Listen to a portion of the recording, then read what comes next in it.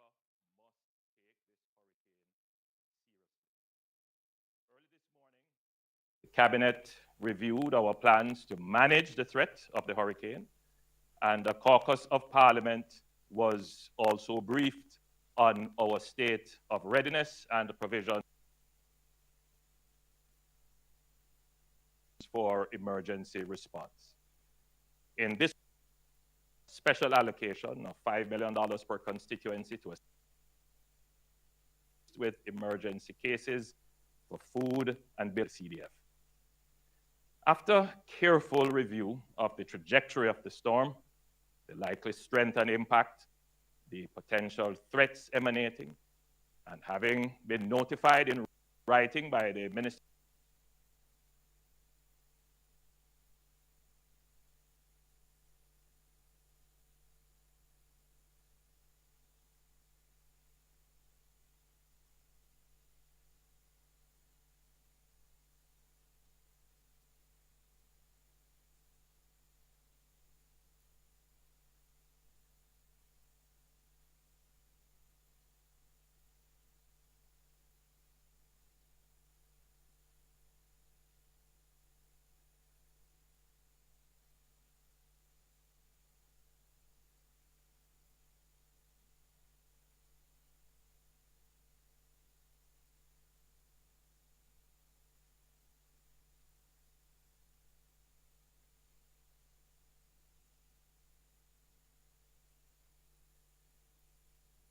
also in effect for flood-prone and landslide-prone areas, areas at or below sea level, and areas at or close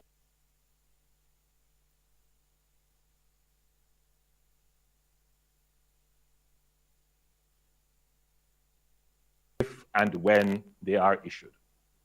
However, even without the issuance of notice, if you live in a low-lying area and an area is historically prone to flooding and landslide, or if you live on the banks of a river or a gully, I implore you to evacuate to a shelter or to safer ground.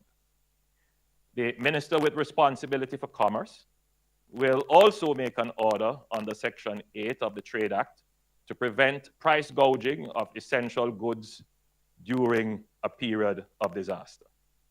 The Minister of Transport has also made arrangements with the operators of the east-west and north-south toll highways to give free access to the toll road between the hours of 6 p.m. and midnight today, July 2nd, 2024. This is to ensure that all Jamaicans who are currently on the road are able to get home safely and conveniently. The details of the various orders will be gazetted, published in our media, and posted on various government websites.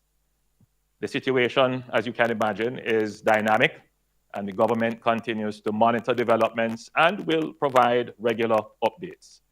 The entire government and all relevant personnel are in a state of readiness to manage the disaster. ODPEM is leading the National Disaster Response. The National Emergency Operations Center, the NEOC, has been activated, and all relevant agencies are on high alert. Now, as we brace for the potential impacts of Hurricane Beryl, we also need our Jamaican household, our Jamaican family, you, to be prepared. It is imperative that we remain calm. Now, it's not a time for panic. Now, here are some very important steps that each of us should take to ensure our safety and the safety of our loved ones. First thing, stay informed. Regularly check reliable sources of information, getting your updates on the progress of the hurricane. Tune into your local news stations, listen to the radio, and follow official social media channels such as the Jamaica Information Service for the latest information. The Met Service and the Office of Disaster Preparedness and Emergency Management will provide timely updates. Second, create an emergency plan. Discuss with your family and loved ones what actions to take in the event of an emergency. Identify your strongest room in the house, your safe room, where you can take shelter during the storm.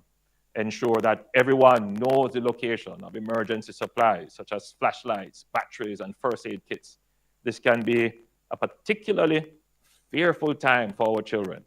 Take some time to reassure and comfort them and explain to them what is happening. Third, stock up on essential items. By now, you should have your emergency supply kit with enough food, water, medication, and necessities to last for at least 3 days. And this should include items such as non-perishable food, bottled water, your prescription medications, toiletries, and important documents should be in waterproof containers. Fourth, secure your property. Take steps to protect your home from potential damage. You should, by now, would have already pruned the trees around your home, and you would have secured loose items that could become projectiles in high wind. Given the projected strength of the hurricane, protecting your roof is a critical part of your preparations. Fifth, know emergency numbers. You should familiarize yourself with emergency contact numbers and have them readily available.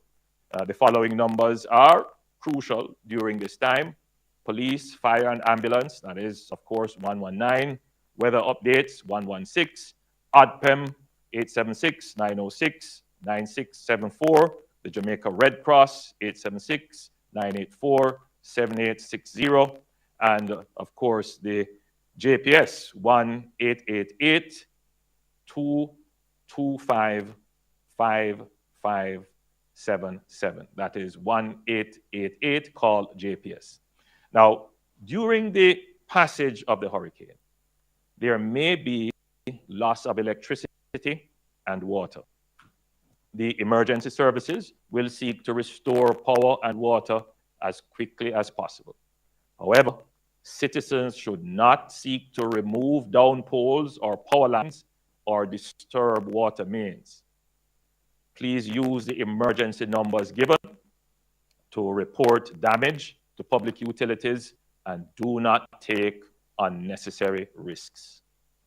Additionally, the JCF and the JDF will be fully mobilized to maintain public order and assist with disaster relief as soon as the hurricane has passed. The security forces have developed strategic plans to counter any potential threat of looting or any other opportunistic crimes during this period.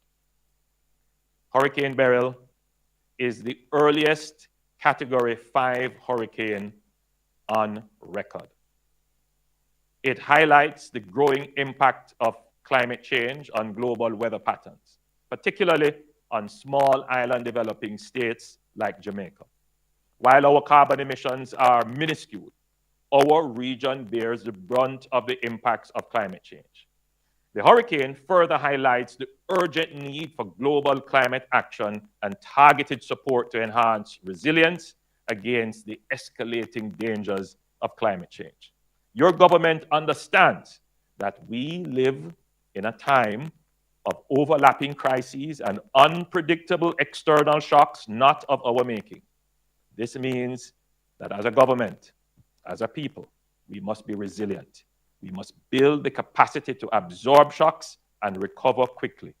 We have been through disasters in recent years, including a pandemic, and we have recovered quickly.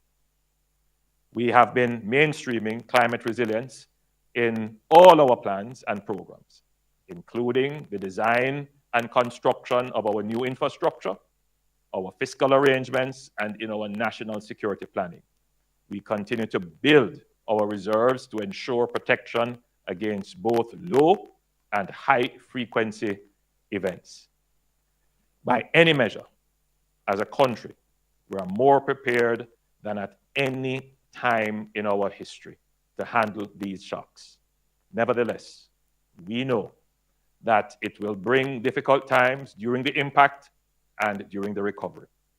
However, if we bond together as a people, and each of us commits to act as responsible citizens, we can get through this and recover quickly. Let us do all we can to preserve life. Listen to the warnings. Act wisely. Put away violent response to conflicts that may occur in crises. Let's commit to being our brother's keeper. Look out for our neighbor, the elderly and infirm. Now is the time that we need community. It is a spirit of community that will pull us through. I know there are many Jamaicans praying right now. Please continue to lift up Jamaica in prayers.